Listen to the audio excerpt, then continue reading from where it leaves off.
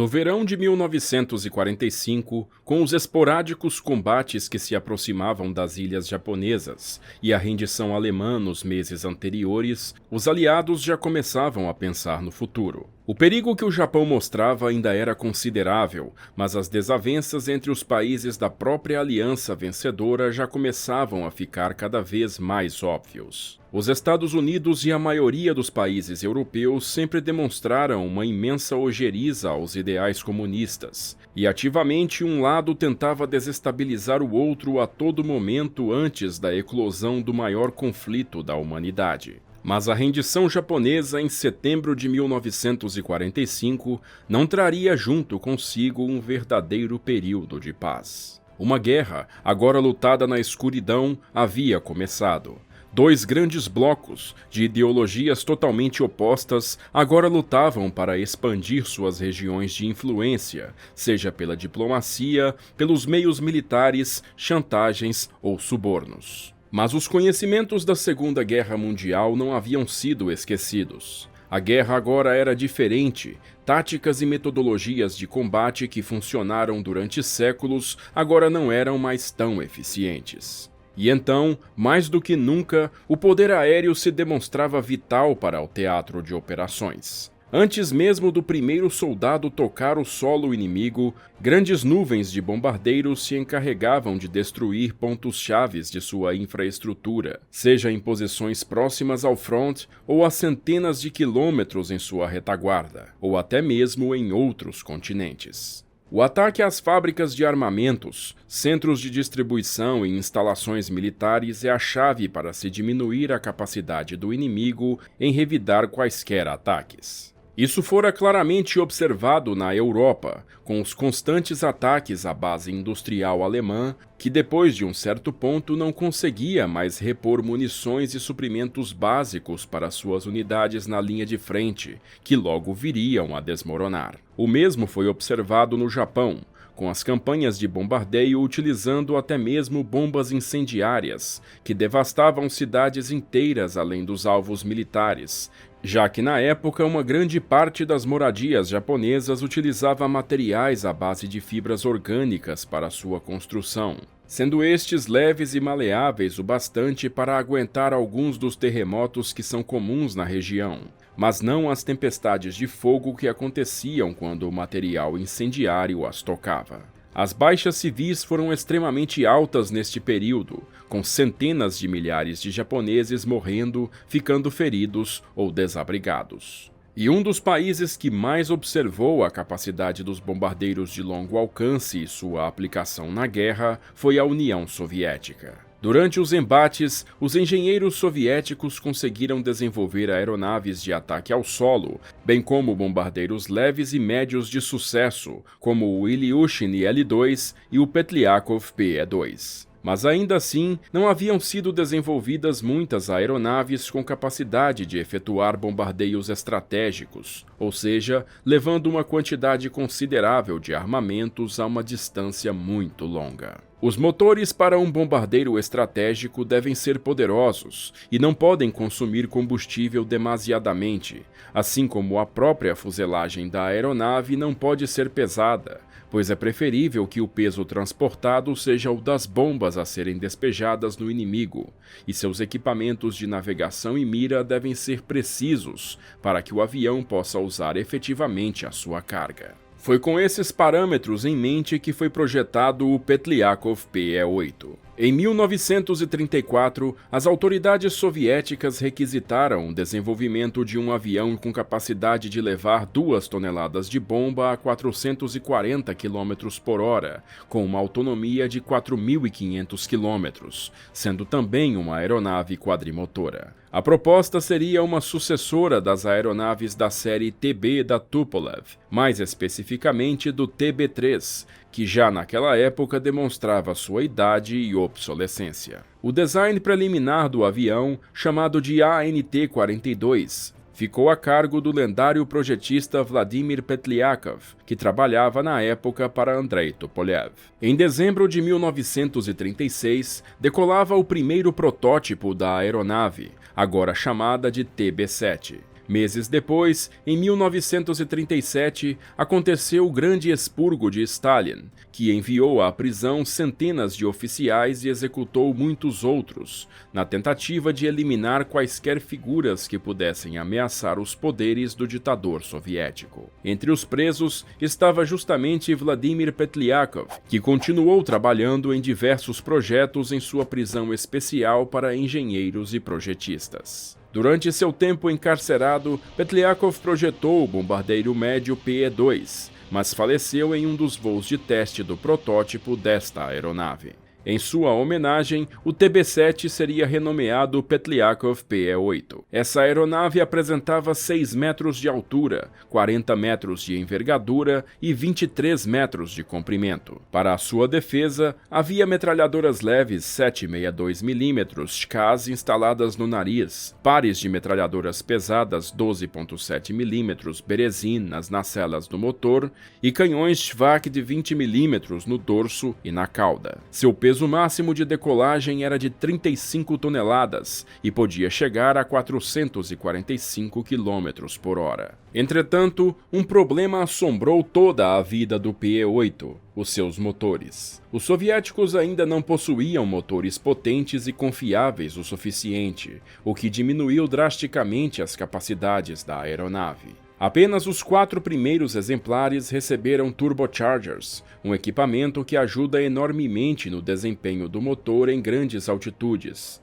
em razão da produção e obtenção dos materiais para a confecção desse equipamento serem muito difíceis. Diversos motores foram empregados pelos PE-8, como os Mikulin AM-34, AM-35, M-30B e o M-82FN, com injeção direta de combustível. Ainda assim, o PE-8 era considerado uma aeronave com pouca potência para o seu tamanho. Os PE-8 foram uma grande peça de propaganda para as tropas do Exército Vermelho, com peças que muitas vezes exacerbavam consideravelmente os efeitos dos ataques dessas aeronaves. Infelizmente, as missões envolvendo estes aviões eram muito perigosas, em razão da superioridade aérea alemã do início do conflito, bem como sua baixa velocidade e a pouca confiabilidade dos seus motores, sendo esta uma característica vital para voos de longas distâncias. Nas missões de ataque a Berlim, por exemplo, um dos PE-8 caiu na decolagem.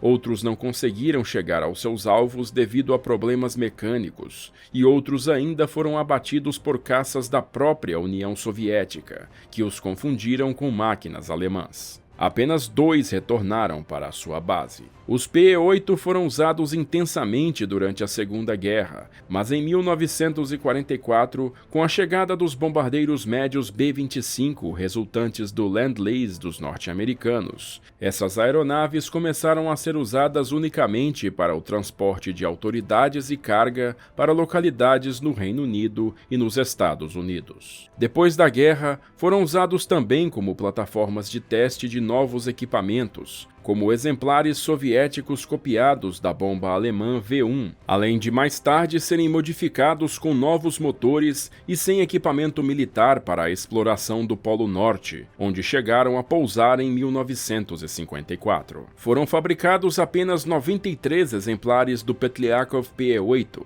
que foram utilizados até o final da década de 1950. O PE-8 havia deixado claro muitos dos problemas latentes da indústria aeronáutica soviética. O país estava décadas atrás na tecnologia de motores e materiais, e no fim da Segunda Guerra os bombardeiros mais avançados em seu arsenal eram aqueles cedidos pelo programa Lend-Lease. Os aviões mais modernos da época não eram disponibilizados para os russos, deixando-os sempre alguns passos atrás em capacidades ofensivas. Ainda que tivessem tentado, os engenheiros da época não conseguiram replicar os resultados dos Estados Unidos no desempenho dos seus novos bombardeiros. Isso, é claro, até que um presente caiu-lhes literalmente do céu. Enquanto executavam bombardeios das ilhas japonesas, algumas tripulações de B-29 se perdiam ou eram forçadas a pousar em território soviético devido a problemas mecânicos. Por esta razão, aterrissaram na Sibéria alguns exemplares do novíssimo bombardeiro Boeing B-29 Super Fortress.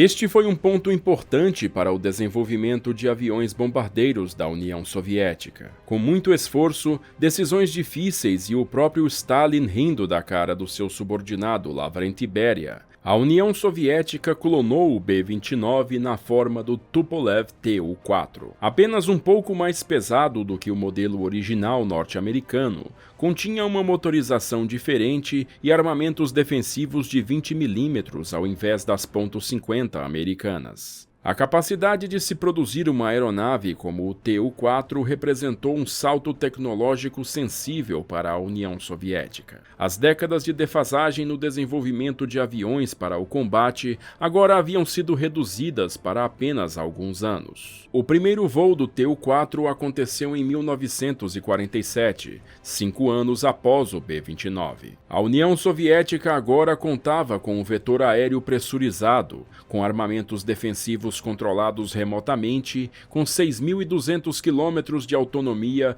e que voava em altitudes antes impensáveis para a época. E a partir de 1949, estes novos bombardeiros podiam também empregar armas atômicas. Mas ainda assim, apenas um ano depois do seu voo inicial, o alto comando já requisitava estudos para ampliação da autonomia e desempenho do Tu-4, resultando em um protótipo denominado Tu-80. Este avião contava com um nariz diferente do Tu-4, com 4 metros a mais de comprimento da fuselagem, aerodinâmica otimizada e mais tanques de combustível instalados. Entretanto, seu projeto fora logo cancelado para priorizar outra modificação do Tu-4, chamado de Tupolev Tu-85. O Tu-85 fora desenvolvido com algumas das características do Tu-80, como o formato do seu nariz. Mas a proposta deste novo protótipo ia além, a fim de fazer com que finalmente um equipamento nacional conseguisse efetuar o bombardeio de alvos nos Estados Unidos, partindo de uma base na União Soviética. Para fazer isso, foram escolhidos os motores radiais turbocompostos Dobrynin VD-4K, com 4.300 cavalos de empuxo cada, representando um aumento de quase 100% no empuxo disponível e de capacidade de carga para a aeronave. O Tu-85 fora um enorme progresso em relação ao Tu-4, com o seu primeiro voo ocorrendo em 1951. O problema é que neste período a Guerra da Coreia já havia sido iniciada, e lá percebeu-se que as formações de mais lentos B-29 não eram páreo para caças a jato como o lendário MiG-15, que operavam naquele teatro de operações. Independentemente das melhorias, e ainda que se extraísse o máximo do desempenho da fuselagem de um B-29, os motores a pistão convencionais da época já não conseguiam competir com caças contemporâneos. Por isso,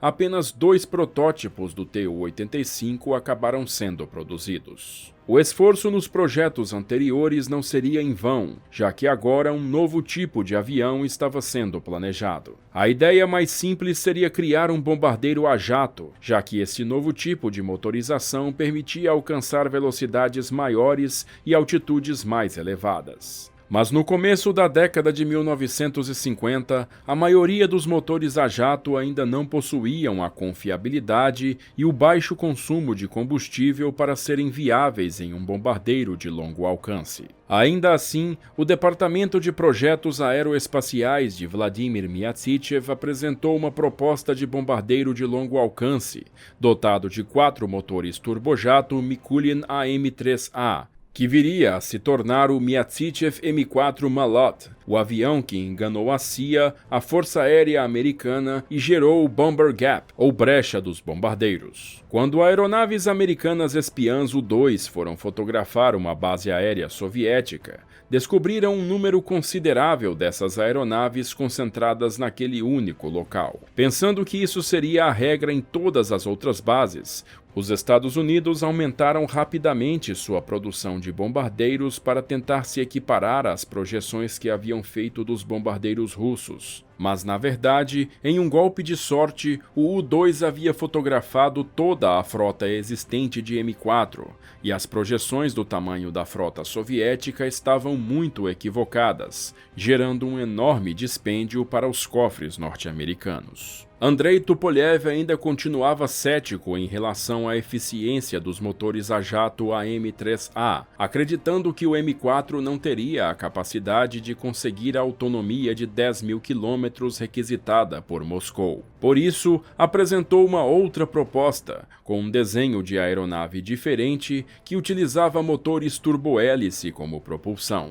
Mas afinal, o que são esses motores turbohélice? Um motor turbohélice pode ser considerado, muito resumidamente, como um motor a jato que aciona uma hélice acoplada. O ar entra pela câmara de combustão do motor, onde é acrescido de combustível e aquecido pela explosão da mistura. Esse ar se movimenta em direção à saída, onde no caminho aciona mecanismos que fazem o giro da hélice. Na saída, o ar que também está comprimido é expelido e gera empuxo, ainda que bem menos do que é gerado pela hélice. Esta configuração possui vantagens como ser mais potente do que um motor a pistão, além de não consumir tanto combustível quanto um motor a jato. Algumas desvantagens são seu barulho excessivo e o fato de necessitarem de um complexo sistema de transmissão, o que gera dificuldade para a manutenção e aumento nos gastos com peças. Para criar seu sistema turbohélice, os soviéticos tomaram como base o funcionamento do sistema de propulsão do motor Junkers-Yumo, que havia sido capturado dos alemães no final da Segunda Guerra. Os engenheiros alemães não haviam plenamente utilizado esse sistema,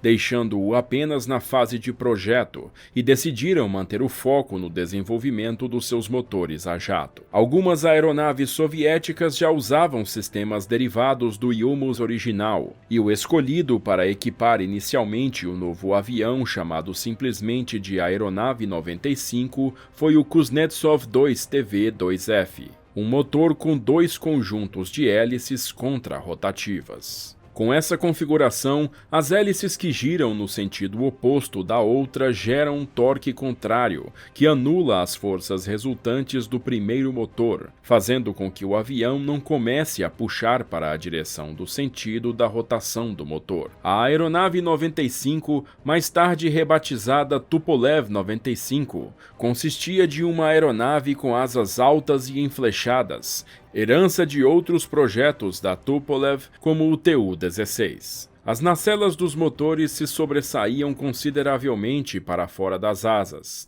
devido ao grande tamanho do conjunto de motorização, os quais poderiam ser inteiramente vistos claramente a partir do cockpit do avião. O seu grande estabilizador vertical é um destaque e fica posicionado junto com os estabilizadores horizontais da cauda, que também são enflechados. Como armamento defensivo, contava com 1 ou 2 canhões de 23 mm AM-23 guiados por radar na cauda e podia carregar até 9 toneladas de bombas. O voo do primeiro protótipo, o Tu-95-1, aconteceu em 12 de novembro de 1952, mas um ano depois, durante o seu 17º voo, este caiu devido a um incêndio no motor número 3, que depois se soltou de sua nacela em pleno voo. Dos 11 tripulantes da aeronave, 4 vieram a falecer no impacto. Para o segundo protótipo, chamado de Tu-95-2, um novo sistema de propulsão com os motores NK-12 foi providenciado. A primeira decolagem aconteceu em 16 de fevereiro de 1955, e em um dos voos de teste, uma carga de 5 toneladas foi transportada por uma distância de 15.000 quilômetros, alcançando uma velocidade de 993 km por hora e uma altitude máxima de 11.300 metros, um feito considerável para um avião da época. Muitas discussões ocorreram entre a Tupolev e o governo soviético, pois havia uma insistência na utilização de motores a jato, algo que não agradava aos engenheiros de Andrei Tupolev. O desempenho do novo avião foi o bastante para ter a produção em série da aeronave iniciada em janeiro de 1956. Os americanos ficaram confusos com a nova aeronave e inicialmente a chamaram de Tu-20, que era o nome inicial que seria adotado pela Força Aérea Soviética, pois os americanos haviam conseguido alguns documentos do início da fase de testes que usavam tal nomenclatura. Mas logo que começou a ser entregue para as unidades operacionais, a designação Tu-95 foi imediatamente descoberta pelas agências ocidentais. Recebendo a designação OTAN Bear, ou Urso, os analistas ocidentais achavam que sua velocidade máxima era de cerca de 640 km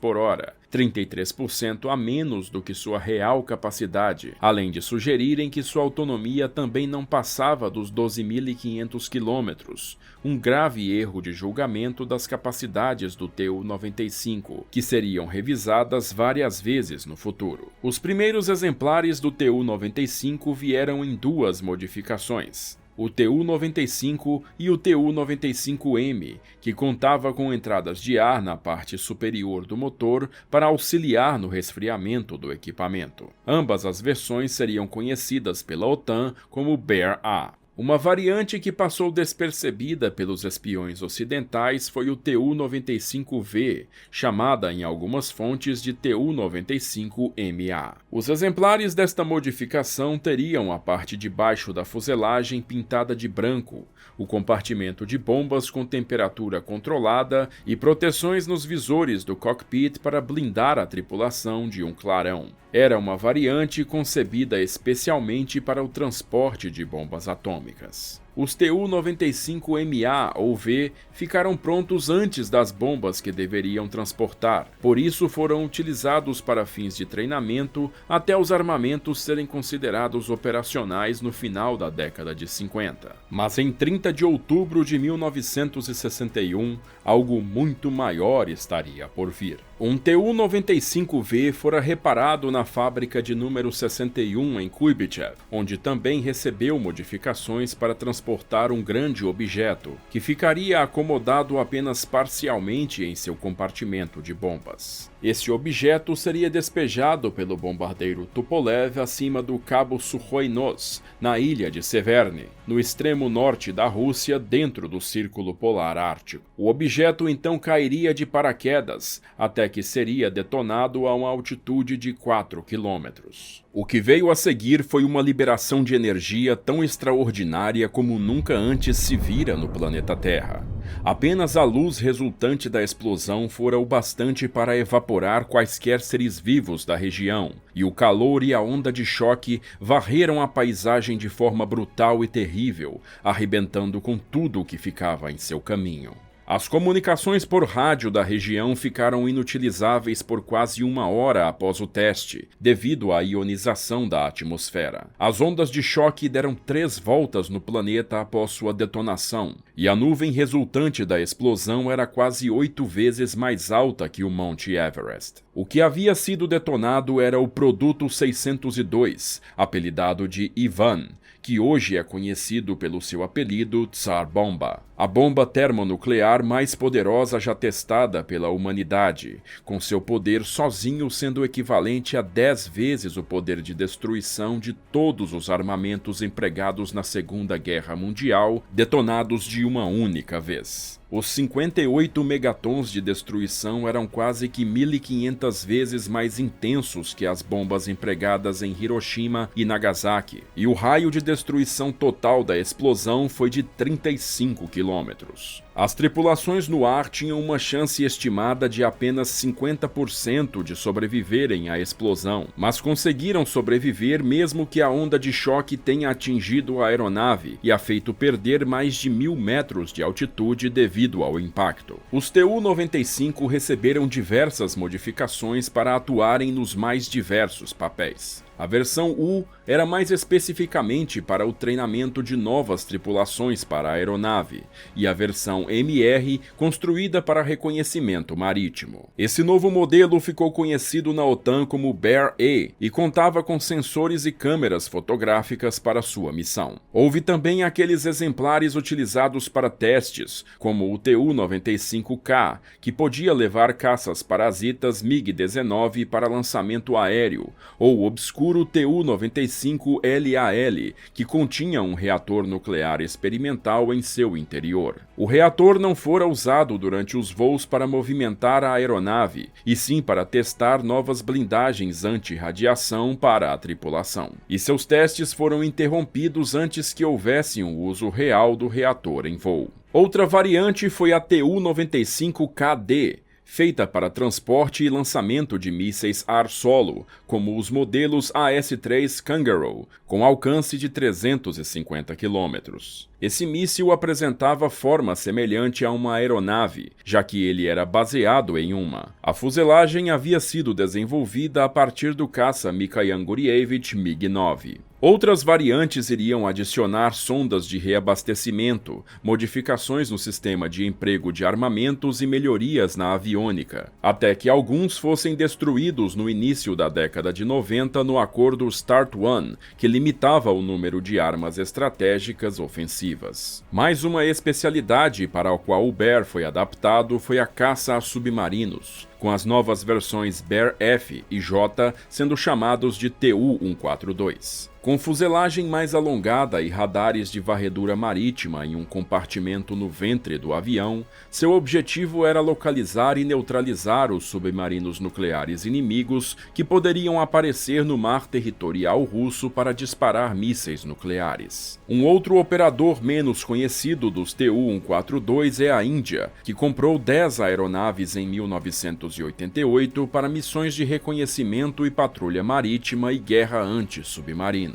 Os Tu-95 e suas variantes voam há tanto tempo, executando também missões de testes de capacidades defensiva e de resposta da OTAN, que é possível traçar uma linha do tempo interessante. Desde que alçaram os céus, essas aeronaves foram fotografadas sendo escoltadas de volta ao seu espaço aéreo por uma gama de aviões que representam boa parte da história de caça da Guerra Fria. Existem registros dos Tupolev sendo escoltados por F-104 Starfighter, F-4 Phantom, F-15 Eagle, A-7, F-14, Lightnings britânicos, F-18 Hornets, Eurofighters Typhoon, F-22 Raptor, Panavia Tornados e até mesmo uma grande aeronave de patrulha P-3 Orion, que também já cumpriu esta missão. Missões de intrusão do espaço aéreo servem para se calcular as capacidades do inimigo, desde o seu tempo de resposta até sua cobertura de radar, bem como testar os limites da paciência dos adversários,